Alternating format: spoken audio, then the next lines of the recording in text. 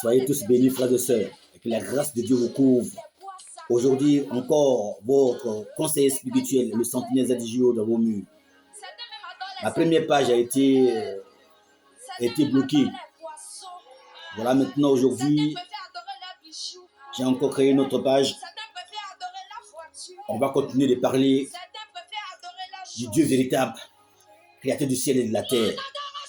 Et j'ai un message important aujourd'hui à vous véhiculer, parce que le plus souvent, nos frères musulmans nous disent que nous les chrétiens, nous nous appuyons sur la mort du Seigneur Jésus-Christ de Nazareth pour avoir la vie éternelle. Mais eux, ils ont juste besoin de l'eau d'acheter de l'eau 50 francs pour faire des ablutions pour être purifiés pour rentrer au ciel. Comment se fait que les chrétiens peuvent compter sur la mort du Seigneur Jésus-Christ pour avoir la vie éternelle? Or, dans leur propre livre, le Coran, leur Dieu Allah les demande exclusivement, impérativement, de croire aussi à la mort et à la résurrection de Jésus-Christ. Sinon, il va s'en débarrasser d'eux. Donc, en d'autres termes, ils ne seront pas sauvés s'ils ne croient pas à la mort et à la résurrection du Seigneur Jésus-Christ. Comme le font les chrétiens, ils ne seront pas sauvés. Ils ne pourront pas rentrer au paradis. Donc, la seule alternative pour avoir la vie éternelle, en un mot, selon Allah, rejoint les chrétiens, rejoint Jésus-Christ de Nazareth et rejoint aussi la Bible. Pour dire que si les musulmans, si tous ceux qui se disent croyants dans le monde entier, ne croient pas à la mort, qui est le message et l'enseignement du Seigneur Jésus-Christ de Nazareth qu'il prêche, pour lequel il est venu, parce qu'il dit qu'il est venu pour chercher et sauver ce qui est perdu. C'est l'âme du croyant qui est perdue qu'il est venu sauver. Amen. Voilà. Donc aujourd'hui, je vais vous lire une écriture dans le livre de nos frères musulmans appelé le Coran. Pour vraiment prouver ce que je dis. Que Allah, le Dieu de nos frères musulmans, rejoint ce qui dit et ce qui enseigne la Bible.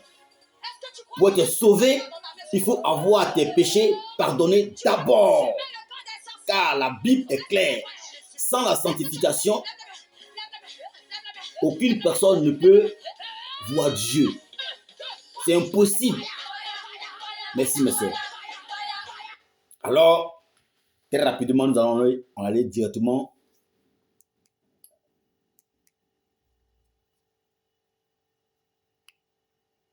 dans le vif du sujet. D'accord? Voilà. Donc, nous allons prendre ensemble le livre de nos frères musulmans, le Coran, la sourate 3, ayat 55. Et vous allez écouter Allah parler. Puisque, d'après nos frères musulmans, c'est Allah qui s'exprime et qui parle dans le Coran. Mais nous savons très bien que ce n'est pas Allah qui parle dans le Coran. Allah n'a jamais parlé dans le Coran.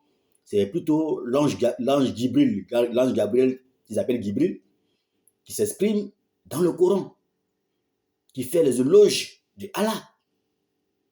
Sinon, Allah lui-même n'a jamais parlé directement ni à Mohammed, ni aussi à l'ange Gabriel qui est appelé Gibril dans le Coran. C'est impossible.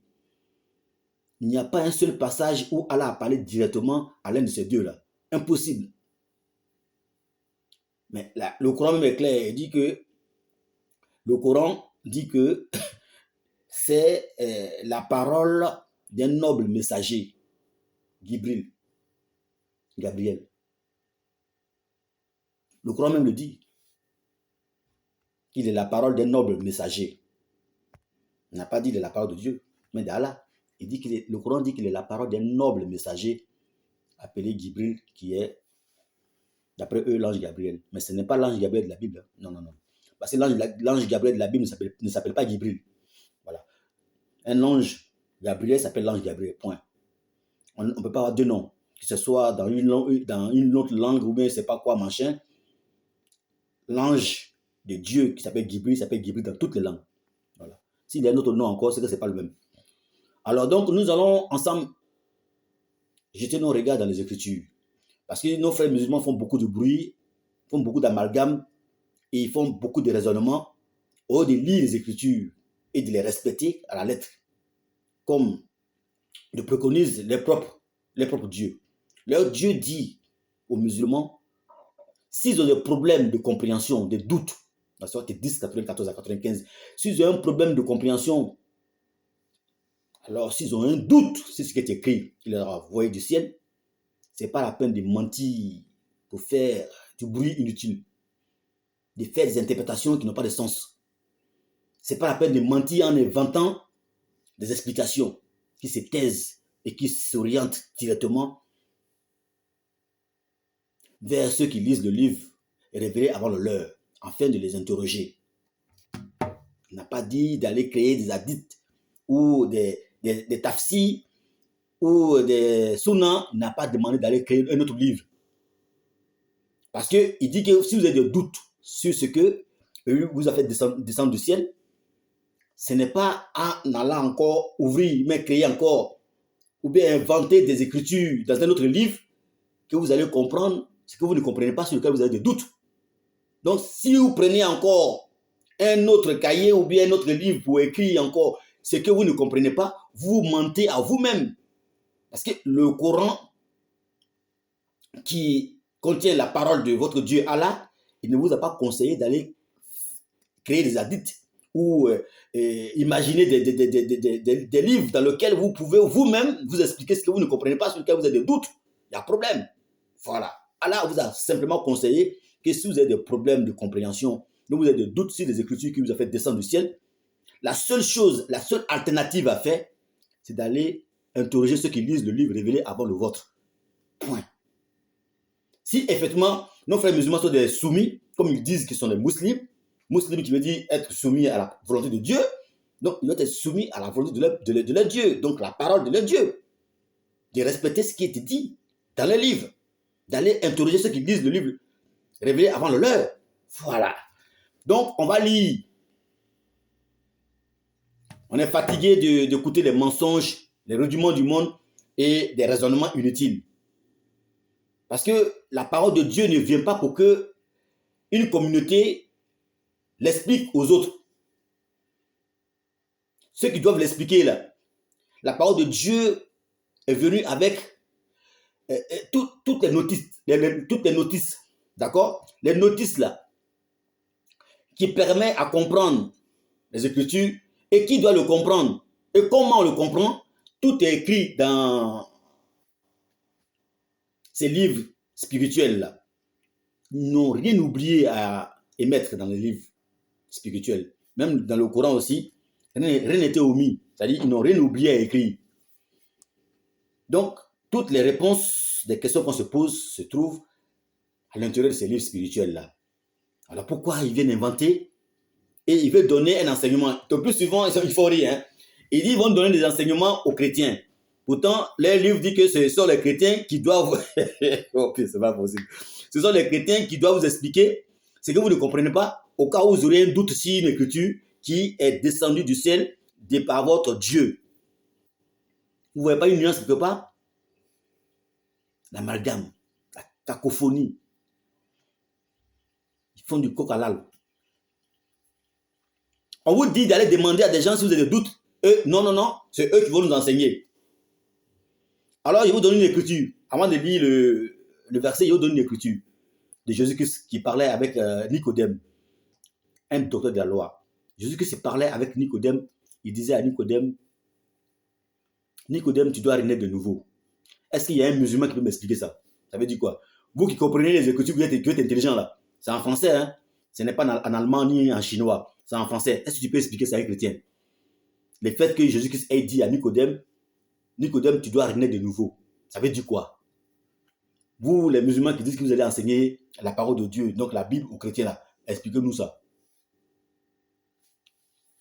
Alors, on vous écoute. Il n'y a pas un musulman qui peut expliquer ça parce que les musulmans n'ont pas la connexion de Dieu qu'on appelle le Saint-Esprit, qui est Dieu lui-même. Comment tu n'as pas une connexion dans ton portable et puis tu veux appeler, tu veux recevoir un coup de fil et tu veux avoir des renseignements de Dieu, de quelqu'un d'autre plutôt. Donc si tu n'as pas une connexion dans ton portable, tu ne peux pas recevoir ni appeler. Alors donc, pour être connecté à Dieu, pour avoir ces informations-là, il faut être connecté à un réseau. Et ce seul réseau spirituel-là, c'est le Saint-Esprit. Parce que la Bible dit dans Jean 4, verset 24, Dieu est esprit. Et ceux qui l'adorent doivent l'adorer en esprit et en vérité. Donc Dieu communique en esprit, il ne communique pas dans les paroles, dans les verbiages. Donc celui qui n'a pas le Saint-Esprit n'est pas de Dieu. Ce n'est pas l'intelligence. Parce que Dieu lui parle de l'intelligence d'en haut, la sagesse d'en haut. Dans le livre de Jacques, il nous parle de l'intelligence d'en haut.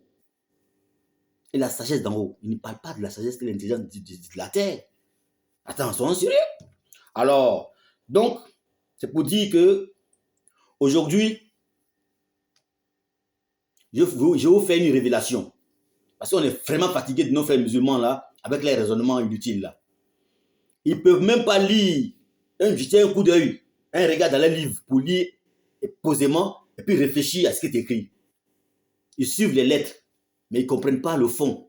Alors, dans leurs propres livres là, c'est écrit que si les musulmans, les bouddhistes, les raéliens, c'est-à-dire tous ceux qui ne croient pas, comme les chrétiens le croient aux Écritures, que Jésus-Christ de Nazareth nous a légué là. Ceux qui ne croient pas de la même manière, donc, il nous l'a légué, et comme le comprennent les chrétiens, ceux-là, Allah dit va s'en débarrasser d'eux. Donc, c'est ceux qui ne croient pas à la mort et à la résurrection du Seigneur Jésus-Christ de Nazareth, Allah dit que celui qui ne croit pas ça, il va les foutre en enfer, il va s'en débarrasser d'eux, c'est-à-dire il va les foutre dans la poubelle de la terre, qui est l'enfer. Parce que l'enfer, c'est au sous-sol.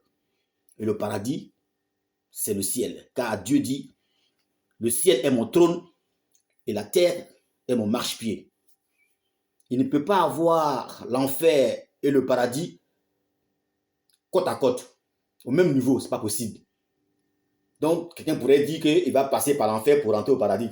Ce n'est pas deux endroits différents qui sont côte à côte. Non.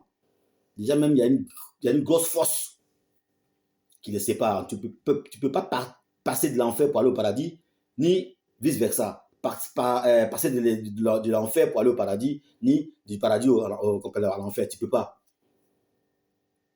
La Bible l'a déjà dit. Abraham l'a dit. Quand il lit l'histoire du riche et puis le pauvre Lazare, là. Le riche voulait rejoindre le pauvre Lazare. Mais Abraham a dit non, non, non. C'est impossible que de l'autre côté, quelqu'un vienne de là-bas pour venir ici. Il y a une grosse fossé, il y a un grand fossé qui les sépare. Vous voyez? Donc ça veut dire que les musulmans sont déjà à côté. Ils ne sont pas dans la vérité. Voilà. Donc, on va lire la sourate 3, ayat 55. Allah dit, parce que nos frères musulmans disent que comment les chrétiens peuvent compter sur la mort de Jésus-Christ pour avoir la vie éternelle. Mais oui, c'est ce qui est écrit. Parce que sans la sanctification, sans le péché ôté, tu ne peux pas rentrer au paradis. Alors que pour que le péché soit ôté, la Bible dit, sans infusion de sang, aucun péché ne peut être pardonné. Alors, on ne peut pas échapper à ça. C'est impossible de rentrer au paradis comme ça parce qu'on dit, ils disent musulmans, la sourate 43, 68 à 109 là, on est musulmans et rentrez au paradis, vous et vos femmes. Pourtant, Jésus-Christ a dit qu'au paradis, il n'y aura pas de femmes et de maris. Mais ils parlent de quoi même? Oh, ils font rire. Quoi que c'est au marché d'Agami. Donc, on va lire l'écriture ensemble. On va voir. Est-ce que le fait que Jésus-Christ de Nazareth soit mort là, est-ce que c'est un jeu? C'est une plaisanterie? Non. C'est le seul sacrifice qui rejoint les Écritures. Sans infusion de sang, aucun péché ne peut être pardonné. C'est impératif, c'est incontestable. Voilà pourquoi il dit à ses disciples dans Marc 16, 15, allez partout le monde, annoncer la bonne nouvelle à toute la création. Celui qui croira et qui se fera baptiser sera sauvé. Mais celui qui ne croira pas sera condamné. Or, quand on est baptisé, on doit forcément bénéficier aussi de la nourriture du Seigneur. Or, la nourriture du Seigneur, c'est sa chair et son sang. Sa chair qui est le pain de vie et son sang qui est la gomme spirituelle éternelle qui efface l'iniquité de tout croyant qui sont ici-bas sur terre, qui sont des humains. Amen. Voilà. Donc c'est impossible qu'on dise simplement à telle communauté rentrer au paradis. Si la sourate 43, 68 à 69 dit aux musulmans de rentrer au paradis, et la sourate 19, 111, 112 là, ils font quoi de ça? La sourate 19, 111, 112 qui dit qu'il n'y a personne parmi vous qui ne passera pas par l'enfer. Il s'agit pour vous là, une sentence irrévocable de la part de votre Seigneur. On fait quoi avec ça là? Et c'est là-bas après qu'ils vont essayer de voir ceux qui sont pieux et ceux qui ne sont pas pieux, et ils vont rester là-bas agenouillés. On fait quoi avec ça? C'est à quel moment vos péchés seraient pardonnés et seraient pesés? À quel moment? Vous sautez ça et vous parlez de Sourate 43, 68 à 69. Vous croyez que c'est par la bouche qu'on rentre au paradis? Les musulmans, rentrez au paradis, vous et vos épouses. Oh, il faut rire. Hein? Et ils croient que c'est un terrain de football. Rentrez. Et puis au marché, allez rentrer. Jésus-Christ dit, nul ne vient au Père sans passer par lui. Et il a dit, allez partout le monde entier, annoncer la bonne nouvelle à toute la création. Celui qui croira et qui se fera baptiser sera sauvé. Mais celui qui ne croira pas, donc qui ne se fera baptiser aussi, ne sera pas sauvé. Est-ce que les musulmans se font baptiser? Mais non. Donc déjà, ce verset-là cloue tout le monde. C'est-à-dire ceux qui ne sont pas d'accord avec la mort du Seigneur Jésus-Christ de Nazareth, sa résurrection, sa montée au ciel, puissamment par sa propre puissance, et le fait qu'il soit assis à la droite de Dieu, qui est la puissance et la force et le pouvoir de Dieu. Voilà. Bon, bref, on va aller droit au but. Excusez-moi, j'ai un peu, comment on appelle, allongé, comment on appelle, mon développement, mais je vais revenir à l'essentiel. Donc, nous allons lire la sourate 3, ayat 55, où Allah a dit que si jamais les musulmans ne croient pas à la mort et à la résurrection du Seigneur Jésus-Christ de Nazareth, il va s'en débarrasser de tous. Il va les jeter en enfer. Parce que quand il dit il va s'en débarrasser d'eux, ce n'est pas pour l'amener au paradis. Il va s'en débarrasser d'eux, c'est pour les jeter dans le trou de l'enfer qui est la terre, au sous-sol. Et il dit en plus encore que, non mais vraiment, Allah il parle, mais les musulmans ne comprennent pas. Allah dit que celui qui ne croit pas à la mort et à la résurrection de Jésus-Christ, il va s'en débarrasser de ces personnes-là, il va les jeter en enfer.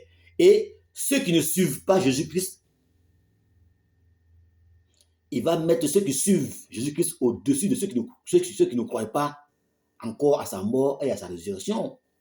Parce que le sujet, dans ce verset-là, c'est que Allah va affliger la mort à Jésus-Christ de Nazareth et l'élever. Donc, on va le lire.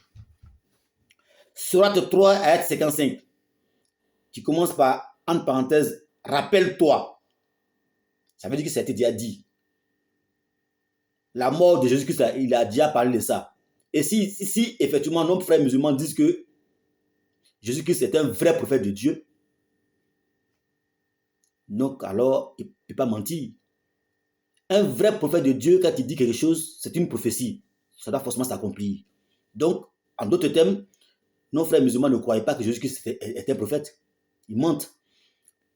Parce que les caractéristiques pour reconnaître un vrai prophète de Dieu, c'est le fait qu'un prophète de Dieu, s'il dit une chose, s'il prononce une parole qui est une prophétie, s'il annonce quelque chose, que cette chose n'arrive pas, ce prophète-là est un faux prophète. Mais s'il prononce une prophétie, s'il dit une chose qui doit venir dans le futur, si cela n'arrive pas, c'est un faux prophète. Mais si cela arrive, c'est un vrai prophète. Alors si Jésus-Christ pour les musulmans était un vrai prophète, alors dans la sourate 19, 31, 33 et suite, il a déjà parlé de ça dans le berceau. Au berceau, Jésus-Christ a parlé de ça, de sa mort, de sa vie. Il a dit que le jour de sa naissance soit béni, sa vie soit bénie, le jour où il naquit, où il va vivre et où il va mourir et où il serait ressuscité vivant, que ces jours soient bénis. Il a dit ça dans la sourate 19, 33 et suite. C'est faux? Alors, si c'est un prophète pour vous, est-ce qu'un prophète ment? Est-ce qu'un prophète, quand il dit quelque chose, cela n'arrive pas? Et puis quand même il est prophète? Non. Si un prophète dit une chose que ça n'arrive pas, c'est un faux prophète. Et si Jésus-Christ est un vrai prophète pour vous, un véritable prophète de Dieu pour vous, c'est que cela est arrivé, il est vraiment mort. Parce que dans Apocalypse 1, verset 17 à 18, il a dit que j'étais mort et voici que je suis vivant au sein des siècles. Il ne peut pas encore mentir parce que la sourate 19, ayat 34 de vos propres livres dit que Jésus-Christ, il est la parole de vérité. Et dans la sourate 19, ayat 19, il est né pur là-bas. Quelqu'un qui est né pur, là, c'est quelqu'un qui est sans péché. Il ne peut pas mentir parce que le mensonge est un péché. C'est pas possible ça. Vous êtes dans le mensonge du début jusqu'à la fin. Vous êtes en train de nier les Écritures ou refuser une écriture qui ne vous arrange pas. Toutes les Écritures qui disent que Jésus-Christ est Dieu, vous les rejetez. Non, la parole de Dieu n'est pas Dieu. C'est un outil de création. Ah bon? Donc il y a deux dieux alors. Si la parole de Dieu est un outil, c'est que l'outil est Dieu. C'est que Allah n'est pas Dieu alors. Allah n'est pas Dieu. Ça veut dire que vous êtes en train de dire qu'Allah n'est pas Dieu. Parce que si c'est l'outil qui est la parole de Allah qui crée, c'est que ce qui crée là est Dieu. Parce qu'il n'y a que Dieu ce qui crée. Est-ce qu'on est d'accord? Est-ce qu'on est d'accord qu'il n'y a que Dieu ce qui crée? Donc si c'est l'outil de création qui est la parole de Allah, ce qui veut dire que Allah lui-même, il ne peut pas créer, c'est sa parole qui crée. Donc sa parole est en dehors de lui, est différente de lui. Donc il y a la parole qui est Dieu, et puis Allah aussi veut devenir, il veut se prendre aussi pour Dieu. Donc entre les deux là, entre la parole là qui est l'outil là, qui crée là, et puis Allah lui-même là, qui est Dieu? On ne peut pas dissocier la parole d'un homme de l'homme lui-même. C'est impossible. Ils sont ensemble, jumelés, et ils sont inséparables. Voilà. Alors, on va lire la sourate, excusez-moi. Franchement, il y a beaucoup à dire, mais l'heure est partie. Alors, la sourate 3, ayat 55. Rappelle-toi, quand Allah dit, oh Jésus, certainement, je vais mettre fin à ta vie terrestre. Ça, c'est clair et net. Allah dit, il va mettre fin à sa vie terrestre. T'élever vers moi. C'est-à-dire, il va mourir, il va s'élever. Il va ressusciter. D'accord? C'est clair. Te débarrasser de ceux qui n'ont pas cru. Ceux qui n'ont pas cru en quoi? Ceux qui n'ont pas cru à la mort dont il est en train de parler ici. Je vais mettre fin à ta vie terrestre. T'élever. Donc, tu vas mourir. Tu vas être ressuscité. Et maintenant, je vais m'en débarrasser de ceux qui ne croient pas à ce que je viens de te dire, à ta mort. Donc, la sourate est claire. Que Allah est en train de dire que ceux qui ne croient pas à la mort et à la résurrection de Jésus-Christ de Nazareth, il va s'en débarrasser d'eux, il va les mettre en enfer. Et maintenant, et en plus, il dit encore, après avoir fini de se débarrasser de ceux qui ne croient pas à la mort et à la résurrection de Jésus-Christ de Nazareth, il va mettre jusqu'au jour de la résurrection, qui n'est pas encore arrivé, hein, jusqu'au jour de la résurrection, c'est le jour où tout le monde va se ressusciter là. Jusqu'au jour de la résurrection, tous ceux qui suivent Jésus-Christ, il va mettre ces personnes-là qui suivent Jésus-Christ jusqu'au jour de la résurrection. Donc, en d'autres termes, il faut suivre Jésus-Christ de Nazareth pour avoir la vie éternelle. Voilà ce qui est clair. Il va mettre jusqu'au jour de la résurrection ceux qui suivent Jésus-Christ au-dessus de ceux qui ne croient pas encore à la mort et à la résurrection de Jésus-Christ, dont il a toujours parlé depuis le début. C'est vers moi que sera votre retour. Et je jugerai entre vous ce sur quoi vous vous opposez. Les musulmans sont opposés à la mort du Seigneur Jésus-Christ de Nazareth, alors que Allah, leur Dieu, vient de dire que s'ils ne croient pas à la mort et à la résurrection de Jésus-Christ, il va s'en débarrasser d'eux. Et ce n'est pas aux musulmans d'expliquer ça, c'est à nous d'expliquer ça. La sourate 5, ayat 47. Ce sont les gens de l'évangile qui sont permis et qui ont le droit de juger les paroles que votre Dieu Allah a fait descendre du ciel. Ce ne sont pas les musulmans. Les musulmans n'ont pas le droit d'expliquer une seule parole. Le Coran même est un livre simple et clair dont les versets sont taillés en style et en sens. La sourate 11, verset 1 à 2. Ils n'ont rien à dire, ils n'ont rien à expliquer. Ils n'ont pas d'enseignement à donner à quelqu'un. Ils doivent lire et puis se taisent. Alors soyez bénis, frères et sœurs.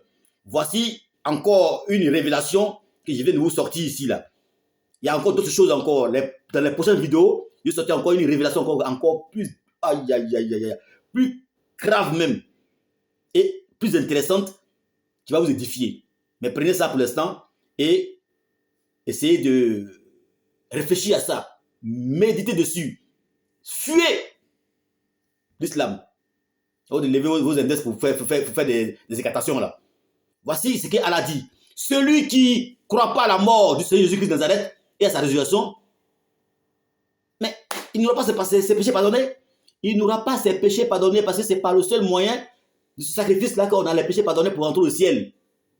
Ce n'est pas de l'eau 50 francs qu'il faut pour faire des ablutions, pour laver la tête, les coudes, je ne sais pas quoi, machin. Ce n'est pas l'extérieur qu'il faut bichonner, il faut purifier. C'est l'intérieur. Soyez bénis. Que la grâce de Dieu vous couvre. Au nom du Seigneur Jésus-Christ de Nazareth. Amen, amen, amen.